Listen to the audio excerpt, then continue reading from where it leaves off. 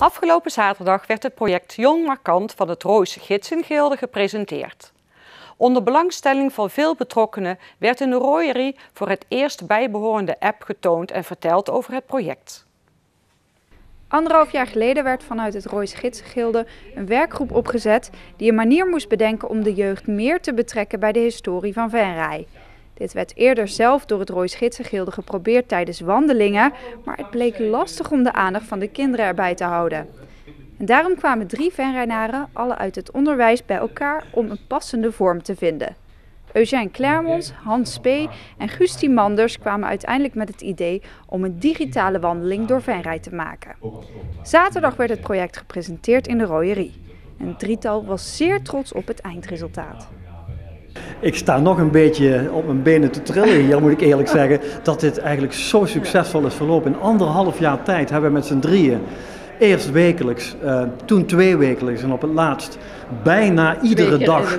bijna iedere dag contact gehad om die route klaar te maken. Steeds met ontzettend veel plezier. En naarmate dat resultaat dan bekend wordt en gestalte krijgt, ja, dan kun je gewoon niet meer terug. De app die bij de wandeling hoort is gemaakt door het Venrayse bedrijf De Jongens van Boven.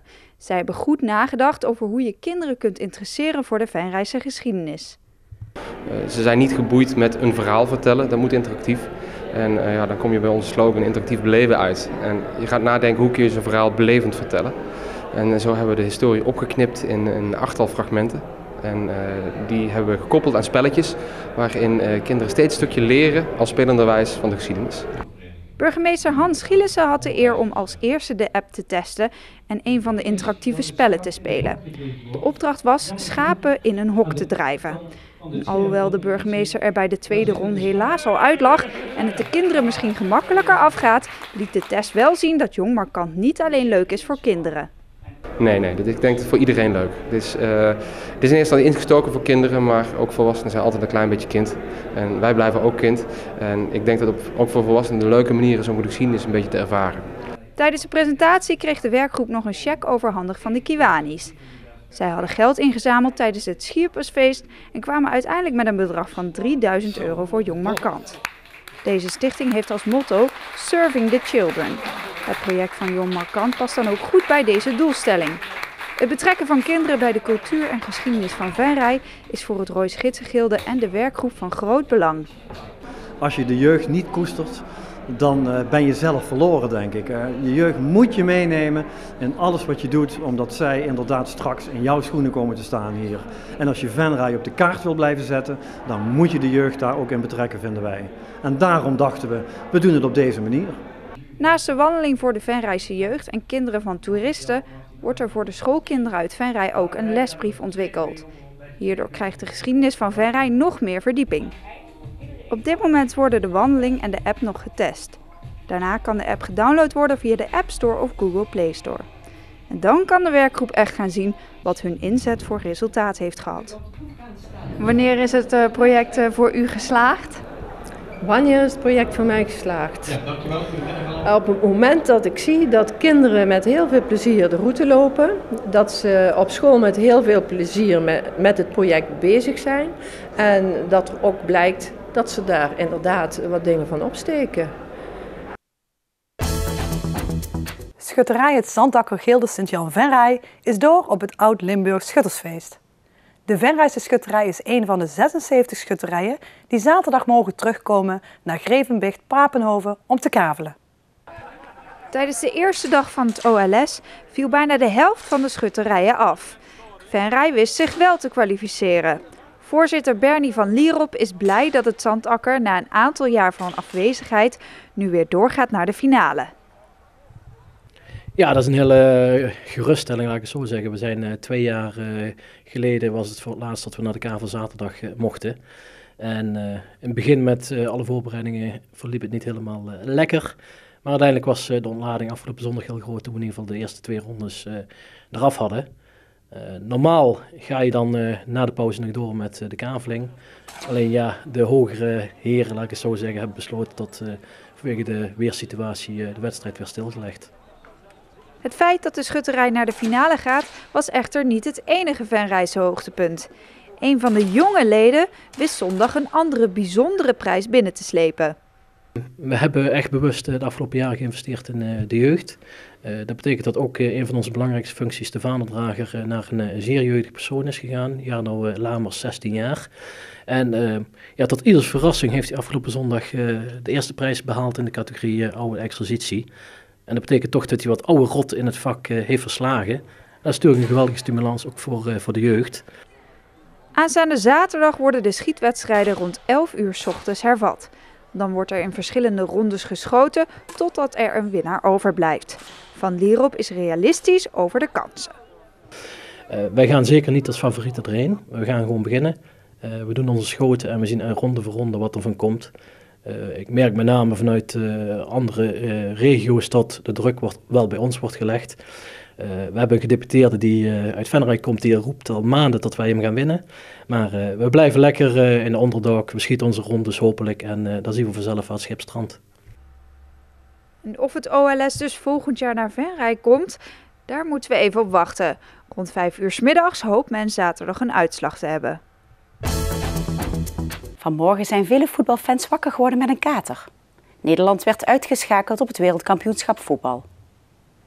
We begonnen de avond vol met vertrouwen. Zo ook in Wansum, waar in beide cafés de wedstrijd werd gevolgd op diverse schermen.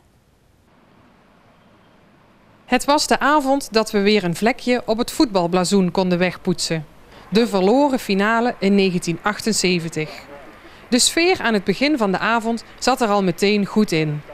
In Wansum bekeken velen de wedstrijden in de 2 dorpscafés.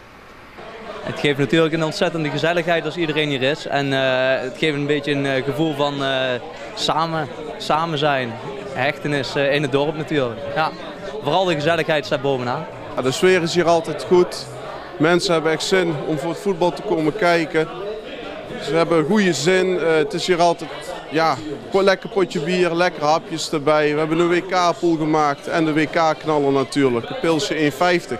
Trekt toch mensen.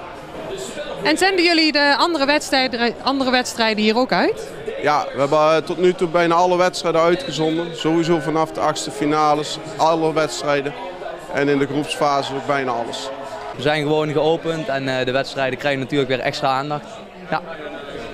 En hoe belangrijk is het eigenlijk voor jullie dat Nederland steeds verder in het toernooi komt? Ja, het geeft natuurlijk wel wat extra's, maar het is vooral leuk dat de wedstrijden en dat Nederland zo goed doet. Ik bedoel, ik zelf vind het ook heel erg leuk en de sfeer is natuurlijk enorm daardoor. Ja, iedere wedstrijd is een avond meer volk, dus meer omzet. Dus ja, voor heel de horeca en heel Nederland is het alleen maar goed. We kijken vooruit op de wedstrijd met de voetbalkenners.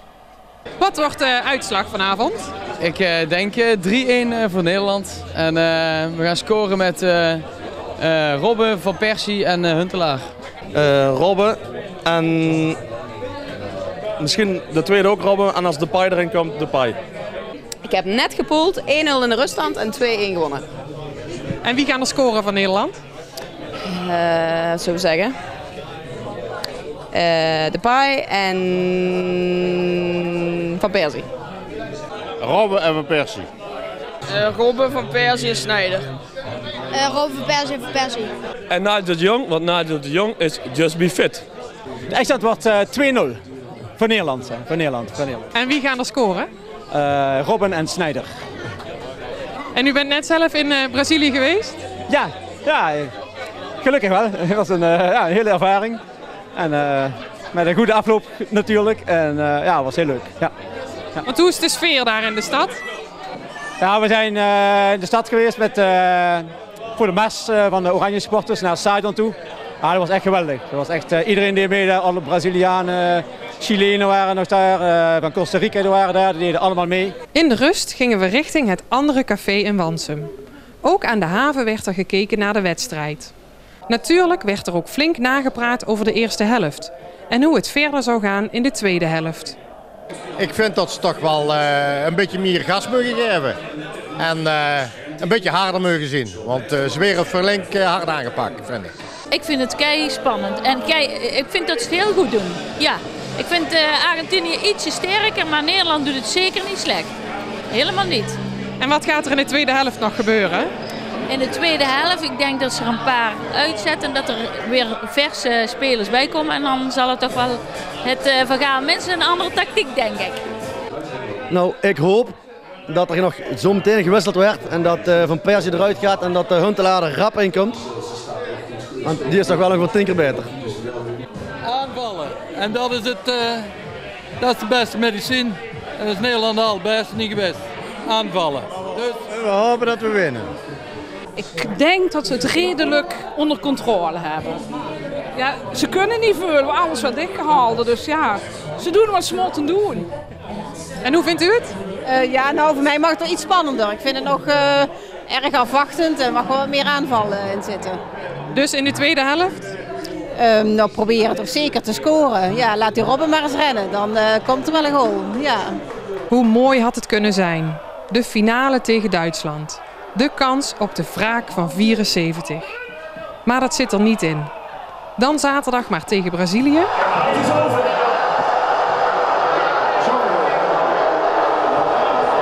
ja, de gelukfactor zit op de goede plek en zit aan de verkeerde kant, dus niet bij ons. Ja, jammer. Jammer.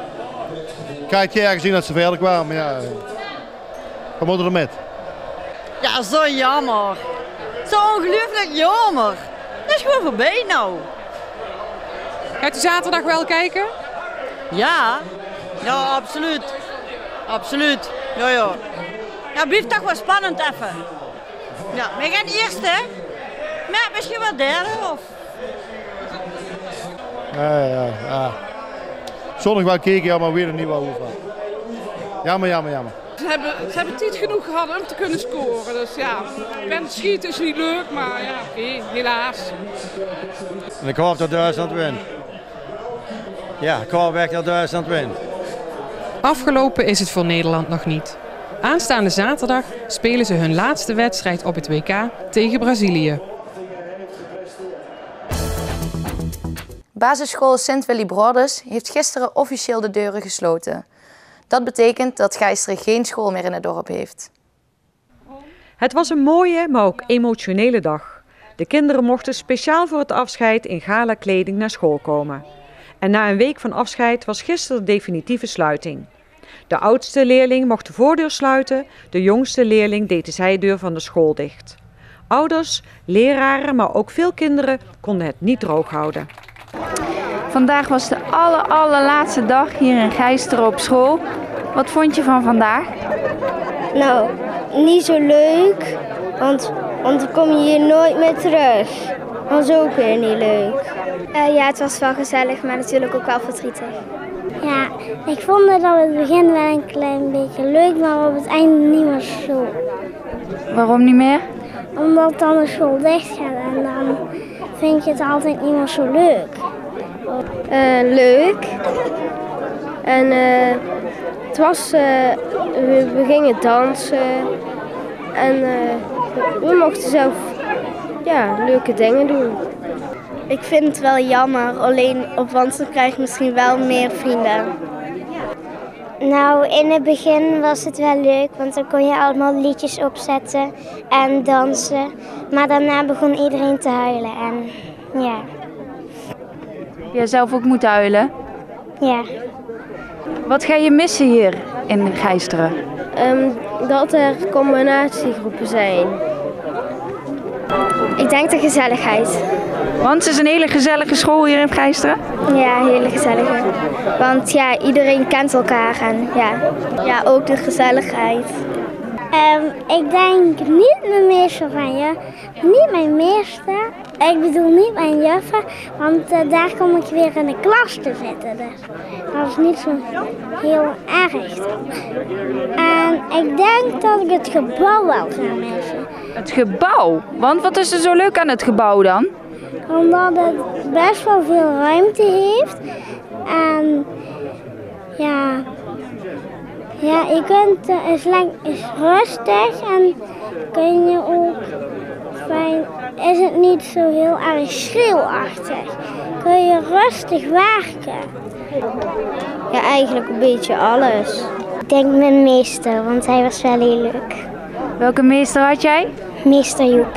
Wat was er zo leuk aan meester Joep? Hij was altijd vrolijk en hij zong altijd heel veel liedjes en daardoor ken ik ook meer liedjes nou.